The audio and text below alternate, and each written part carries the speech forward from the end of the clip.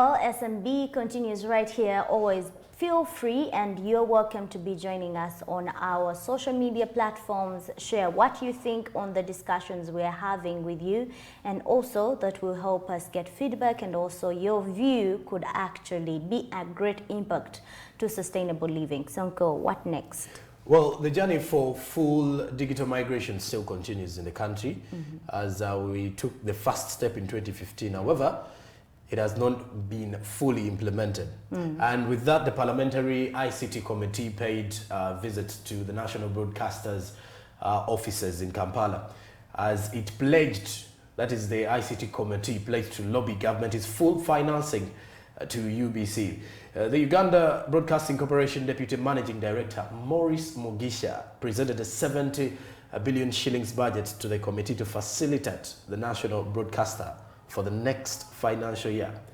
And the Parliamentary Committee on ICT fully pledged to lobby for government support in terms of funding the national broadcaster in the operations on Signet to allow it to implement the third phase and final stage of the digital migration and acquire new equipment. So we're expecting what exactly from this acquisition of fund that they are requesting? Because I believe, like we said earlier on in some time back, and we still really have to continue implementing and advocating for that. Signet was given a contract to make sure that local channels go on to digitalized or free-to-air. But if you have got a free-to-air channel really or TV, you will realize that we're still lacking a lot of channels that are locally here but do not entail onto the free-to-air. And even at a time when we have payable these decoders that are you're supposed to pay a subscription per month, in situations when we have them, it is only UBC that will stay on the free-to-air once your subscription expires. So those are some of the key things that most of the Ugandans are still... Other local channels bound to disappear when your subscription is gone, but these are free-to-air. So that is why most of the Ugandans, and why the ICT Committee is lobbying government's full financing for UBC to complete on the issue of trying to fully carry on with the situation of digital migration, almost said fully vaccinate. But also, Sonko, how many of you watching us have embraced digitalization? Because we may also be advocating for digitalization. You're still on analog. Can you try to transmit at least a little bit? Because sometimes the generations tend to come and then you don't embrace them. They leave you out, and you not knowing actually there are different opportunities that come along with digitalization. And it's not only about, you know, embracing digital platforms, but there is a lot embracing technology, embracing telecommunications, embracing a lot with communications, and also even how you carry on with your life. For example, use of smartphone. I mean, you can be able to, you know, chat us or continue with a YouTube on us. Sonko. And the only good thing is that practically almost everyone is, I think everyone owning a TV set is already digital, with the fact that you cannot stay in the analog stage if you have that TV set with you. And with that, during a visit by the committee members to the UBC premises and transmission sites, the MPs found out that UBC is not getting enough money from the government to meet its obligations. The MPs were taken through the national broadcasters' premises, including radio and TV stations. And Babu Isa has the details of this report. Parliamentary Committee on ICT has pledged to lobby government to fully fund UBC operations on Signet to allow it implement third phase of digital migration and acquire new equipments. During a visit by the committee members to UBC premises and transmission site, the MPs found that UBC is not getting enough money from the government to meet its obligations. The MPs were taken around the national broadcasters' premises, including radio and TV stations. At the end of the tour, the chairman ICT committee, Honorable Moses Magogo, and members of the committee were able to understand the challenges faced by UBC, most of which was underfunding by the government, and yet they have a lot of operations to take care of as the national broadcaster. Complain about UBC. But until you understand the challenges that they have in terms of equipment, in terms of human resource, a lot of equipment here is actually obsolete. A lot of equipment here is actually not even in working condition. So as a country, we need to invest into the national broadcaster and be sure that it is able to communicate with the different parts of the country. With the digital migration, it's supposed to bring around a revolution in television, but we cannot enjoy digital migration. We cannot help the content creators out there to make sure their content is created and taken to the houses of the people without proper transmission equipment. As we speak, there is even no redundancy. We have one unit operating, and in communication, any unit, this is electricity, it could fail, and that would bring the whole country into a darkness of television. Our inspection routine check has revealed a number of issues and challenges affecting the national broadcaster, and it's so much about the funding. UBC is underfunded. That's why you are seeing people complaining across the country. We're not getting signals, TV channels are not coming, radio stations are not coming. And we do believe as a parliamentary committee, we should support Uganda Broadcasting Corporation to at least be over 80% funded. It's not that the government does not have money. Maybe there have been loopholes, lack of clear information from the different stakeholders. Now that we are here, we're going to pursue the course of making sure that UBC is funded, to see to it that not only people in the central region are getting the signals, the information, but even people up country. Therefore, MPs pledged to lobby government to lobby UBC budget to allow or further broadcasting services to the public. We are moving into a revolution of digital migration. The era of communication is must be empowered, and we are saying to this, in order for us to get into the middle income status as a promise of the government, we should be able to have UBC funded further to reach the goals and the objectives of a national broadcaster. Because you are going to see countries like Kenya, they have KBC, countries like South Africa, they have South Africa Broadcasting Corporation. All these are funded by the government. To be able to get the funding they need to be able to improve on the network coverage for UBC, for Signet actually. Uganda Broadcasting Corporation Deputy Managing Director Maurice Mugisha presented a 70 billion shillings budget to the committee that he says it will help to solve the short and medium challenges of UBC. So we have made a formal request to the Minister of ICT as part of the agencies under the Minister of ICT for budget support. In this financial year, we are making a request for 19 billion. 19 billion will actually go a very long way. It's about $6 million in supporting the infrastructure here at Signet to increase the capacity for us to be able to onboard more clients. But also we've made a bigger prayer of 51 billion shillings for the next financial year, which would help with our development agenda to be able to improve the infrastructure here, the redundancy plan we have as UBC, and also procure new equipment for our radios and television channels at the broadcast house. The chairman ICT committee believes that after the budget has been approved by the parliament, it will improve the quality of services of UBC TV, other televisions and communication networks as well. And they presented funded and unfunded priorities, which we have been able to take through. It has gone now to the executive, and that is the cabinet, up to a tune of about 50 billion Uganda shilling, to be able to improve on the television expansion network in the whole country. So we believe that with that support, eventually it comes, when the final budget is done, there will be better television services in this country. And this is not only for UBC, the television station. We are talking about communication platform that includes radios, that includes even televisions, that the other televisions you see on that free-to-air decoders that some of you have.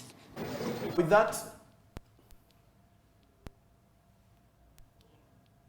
all right, and with that, you can clearly look at a situation that the national broadcaster feels still needs more money to actually acquire more equipment, and then also be able to carry on with the full digital migration. And we hope really that this will bring a boost towards digitalization and also citizens around the country embracing that. But the amount, 900 billion financial year, in this financial year, what I do not know, is it going, to be continuous? Because there is a request that could come continuously. 9 billion for this 9 billion. Yeah, for this financial year. That is according to Maurice Mugisha. So that is UBC to see that they actually carry on with the duties of a national broadcaster. They feel the equipment is not enough to them to push on as the national broadcaster. So, though when you look at some of the people who have been there, will tell you UBC has got some good quality equipment. So I don't know which kind of equipment that the national broadcaster would want the government to add on to see that they fully execute their work accordingly. Surely the one that would reach every corners of the country. But away from that, we're also going to be handling education and looking out for what to expect around shaping up education sector around the country and how we can help our brothers, our sisters, our spouse. Yes, education never stops. Learning never stops. It's a continuous process. But again, this also has a conjunction onto digitalization. You have seen how a number of schools have been you know, engaging into schools. We have seen lecturers happening. We have lectures happening on TV. We have seen schooling on TV. By the way, even Uganda Broadcasting was one of the initiative was taking upon the schooling practicing around there during the lockdown, during the pandemic. What do you have to say about, you know, going digital and before even we go to, you know, ICT, but going digitalization in the education sector? Well, with this, clearly, this is where our argument is actually going to be leading us to the SMB Insight. But before that, when you look at the fact that our education system is now being shaped around digital and online classes, and this was initiated 2 years back, whereby there were already a number of institutions who are pushing for online classes before even the COVID pandemic, though most of the institutions were against that. But then when COVID hit us, almost every institution realized the importance of going online, because with that, you can still carry on with the activities, regardless of whether you are in a war-torn zone. If at all you are in a war zone area, and you have your internet access with you in a situation, you can still access some classes and all that. So it's just like here we are fighting a healthy war with COVID. So we're in a healthy war, and with the fact that there were online classes, then you could see it was many people actually graduated in the due course. Now for those that could not afford them, it was very difficult for them to execute. Though I only believe it is a good way forward for our country in terms of digitizing the economy, but then the only worry is the internet charges as well as access to quality smartphones that will help, or quality ICT devices like personal computers or any other device that can be used for dissemination of information. I still believe that is the only challenge that we are facing as a country, if at all we want to shape up the education sector in terms of the ICT and digitization. I hear you, Paul, but also speaking about the internet charges, taxation that comes along on data and internet, at least telecommunication companies, for example MTN, when it comes out to say, you know what, we're going to charge less, now they're increasing data. Sometimes blessing in disguise, is it how it's called? For one, it may be on someone, to someone, because sometimes problems or solutions, what someone looks at as a problem, the other person looks at it as an advantage. An opportunity. An opportunity for anyone. So if at all you're crying out because maybe something is affecting you, there is someone who is benefiting from that. So the other one is praying so that it continues, you're praying so that it stops. So you're very right, and we'll be looking out for SMB Insight, where we had a talk with the State Minister of ICT National Guidance, that is Kabyanga Godfrey, to highlight on how best ICT can shape the education sector.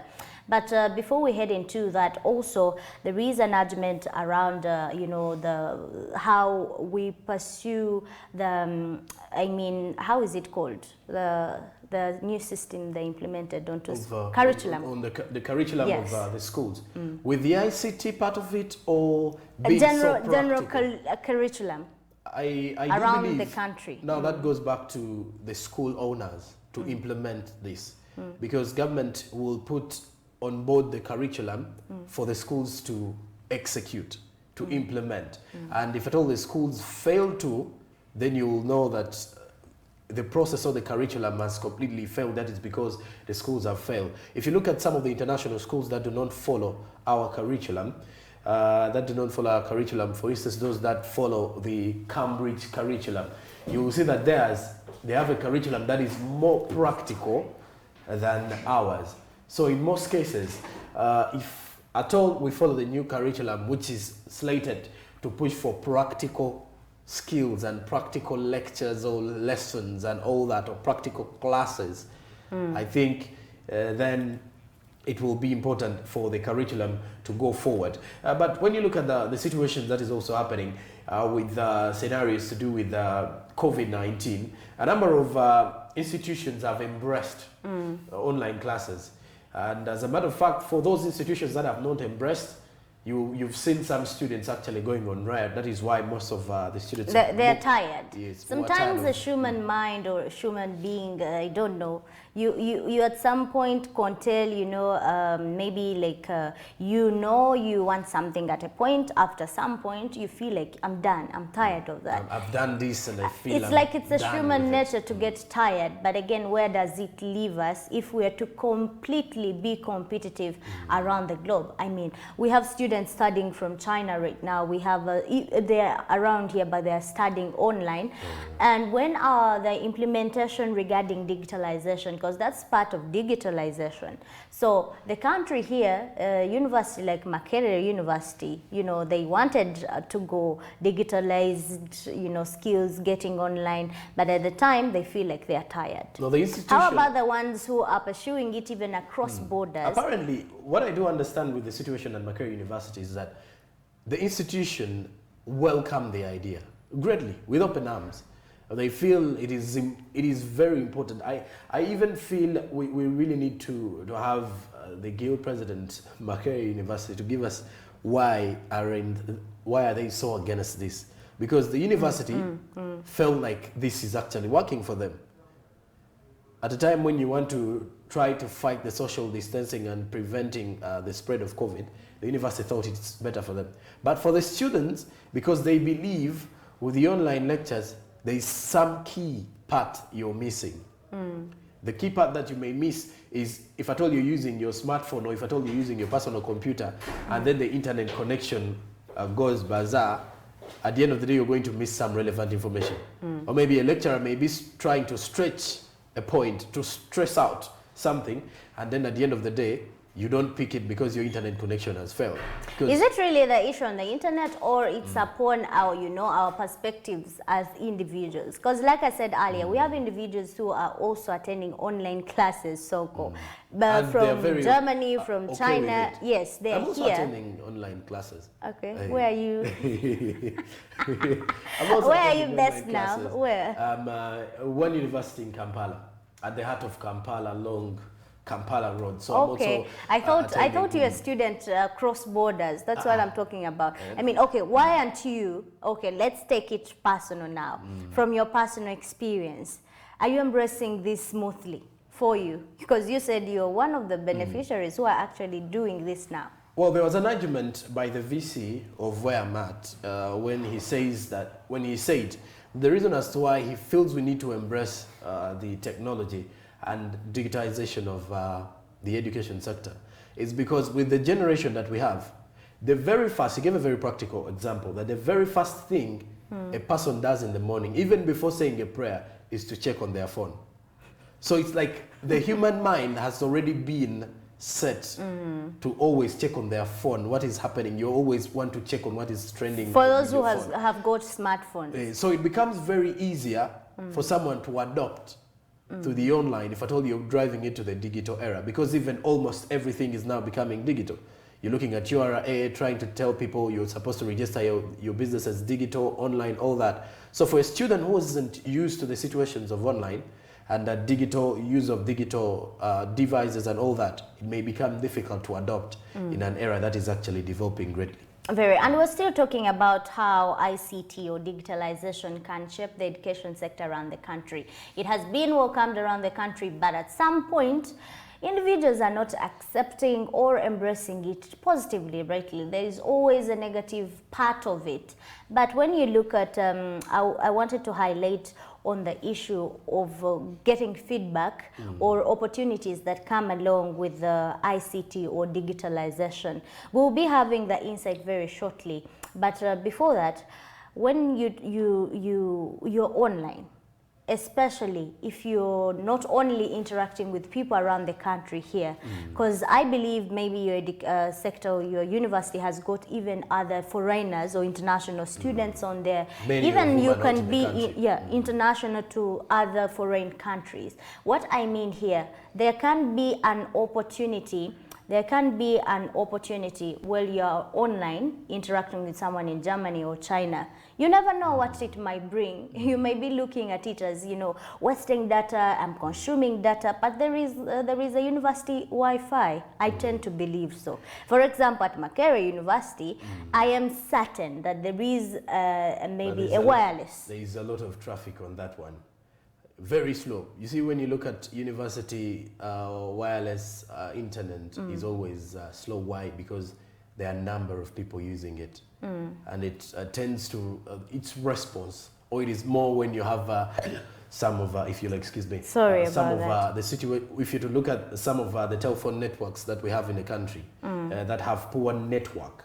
So in most cases, when you're in the university, because there are thousands of students in there, so that means at the end of the day, you will find out that it may be very challenging for anyone to actually get the network connections that he or she would need, or you would say the fastest network that you would want to actually go on with the studies.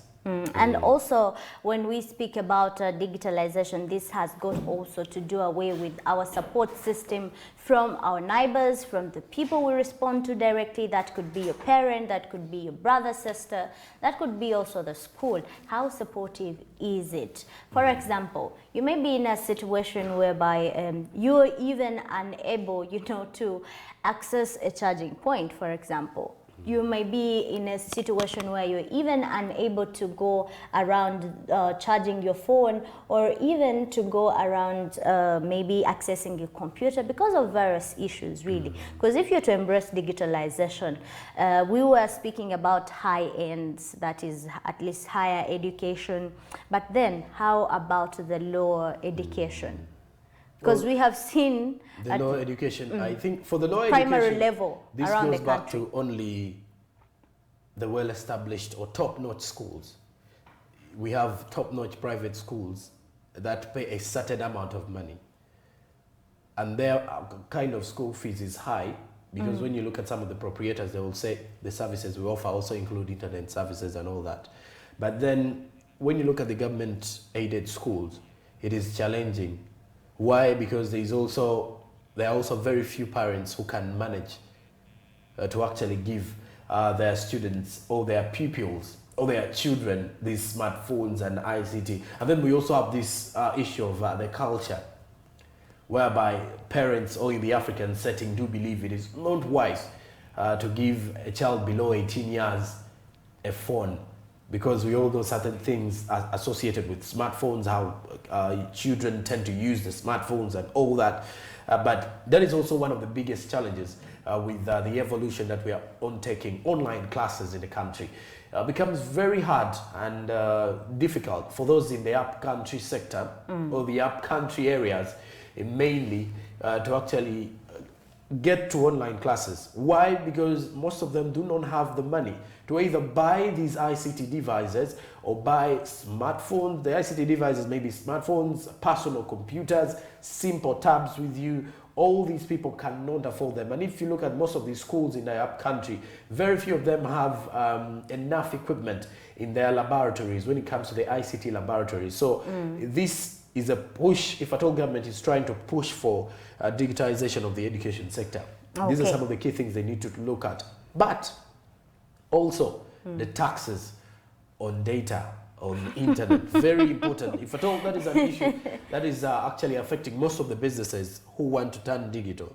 Because once you have very few followers and people no longer want to spend their time on the internet, people will tell you the data charges are too high.